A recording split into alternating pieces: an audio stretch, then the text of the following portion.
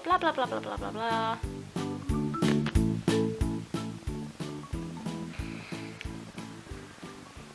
Hi guys, and welcome back to Baby Pebbles. Today I'm going to be doing a video about discipline. Now, all of those that know me already and have watched my videos before know that my daughter is 19 months old and full of attitude, full of personality, and she's testing all the boundaries that she can at the moment. I'm also collaborating with KIRSTYS from Moreofmetv, so please go and check out her video on her spin of things, and yeah, that would be really lovely. Thanks, guys. Hi guys, my name's Kirsty and I blog and vlog over at Moreofmetv. You can find me on YouTube by searching Moreofmetv or by simply typing in www.youtube.com/Moreofmetv. We are a generalised channel and we like to try and fit in lots of different bits and bobs, and we'd love it if you'd like to stay and be part of our channel, so please don't forget to hit that subscribe button and we'll see you in one of our next videos. Bye! The time when all the sort of not naughty behaviour, because she's still young, she's learning, so she doesn't actually understand, but the time in which she started pushing boundaries, I'd say, was probably about 16 months, when she got pretty bad, when she started sort of like hitting out or like looking at us in a way where I could tell she knew what she was doing or knew what she was about to do. So that's when we started noticing sort of the bad behaviour. The reason we started to definitely start implementing discipline was because she started to mock us. It sounds really serious, but I don't mean it like that. I mean as in, she'd do something like the fireplace behind me.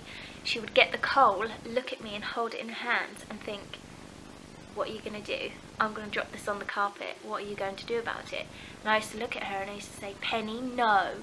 And she used to throw it all across the carpet, leaving little black trails along the way. And things like that. I knew she was doing it to be naughty.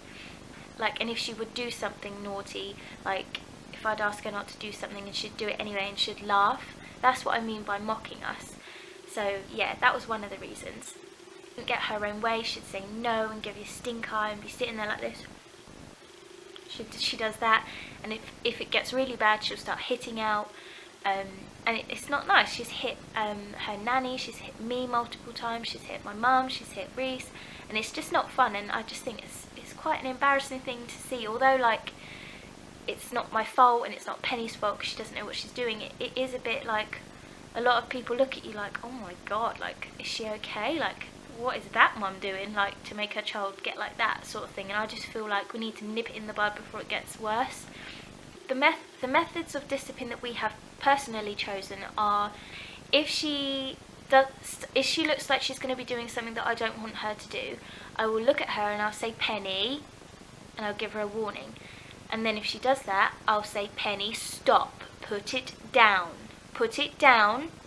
and if she doesn't listen to the warning, then she goes in the naughty corner, which is in the corner on the other side of the living room.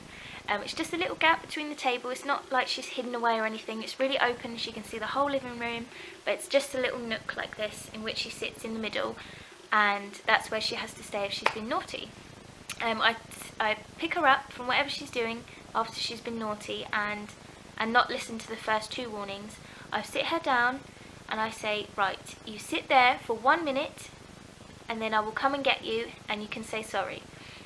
I say you don't hit or you don't throw the coal, and I'll tell her what she's done, like the super nanny. I think that's what super nanny does, but basically I'll just do that and I'll say what she's done and what she has to sit there and do. Like, she has to sit there for a minute. So that's what we've chosen, and it does seem to work. It seemed to work a lot better when she was younger.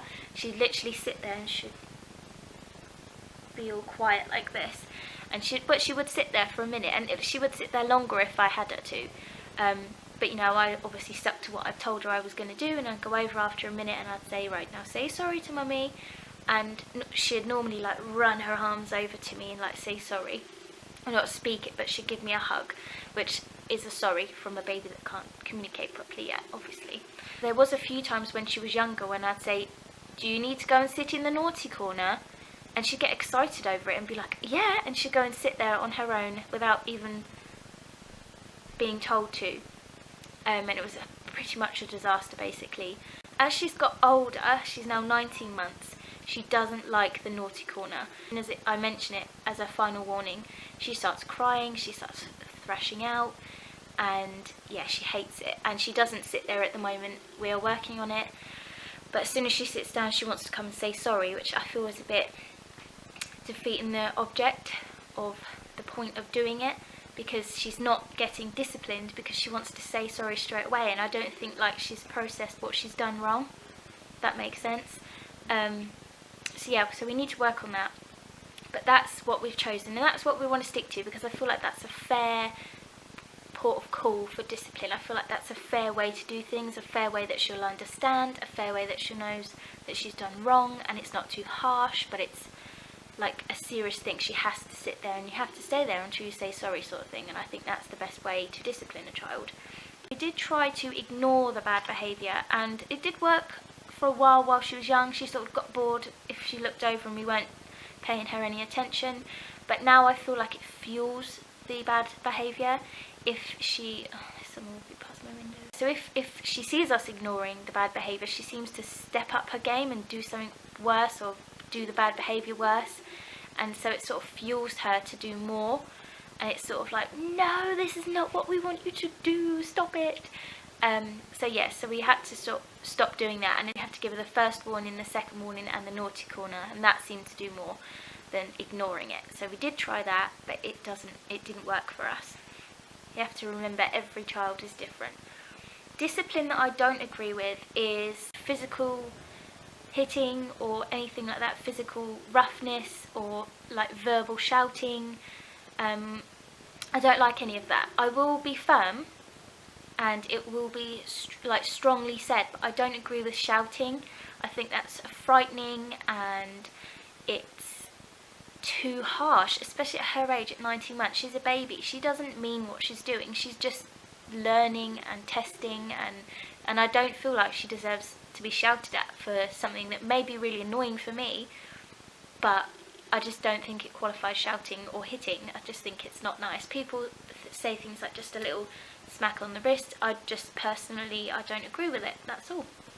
Speak firmly in a way that a child can acknowledge the difference between positive reinforcement and negative reinforcement. So if she's done something good, I'll be like, well done, good job Penny, wow.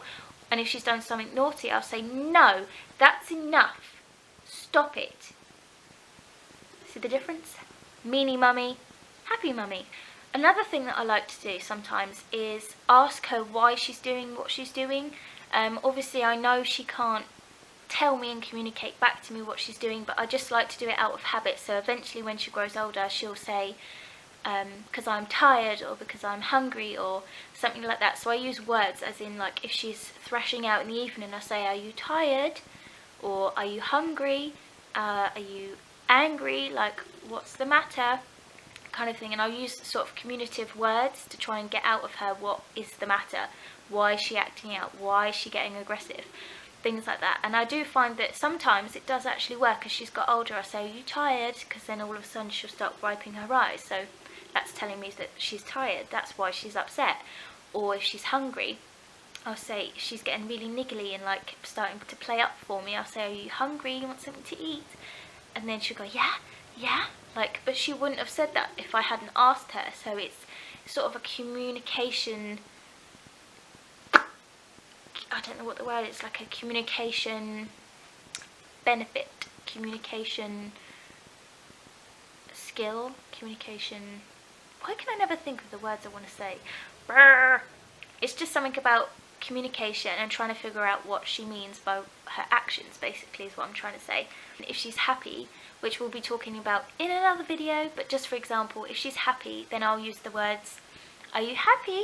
And then we'll do an action to clap hands if she's happy. So when she does do this, if she's happy and she likes something, she goes, so I know she's enjoying something. But that's just the other spin of the communicative words that I find that are working for us at the moment. But we'll be talking about all the positive behaviour, positive reinforcement and things in a separate video, again with Kirsty, so we should look forward to that. I hope you enjoyed that video, and I do hope you go and check out Kirsty's channel because she's a lovely lady and will enjoy her videos. So thank you for watching guys, and I'll see you in my next video. All the best!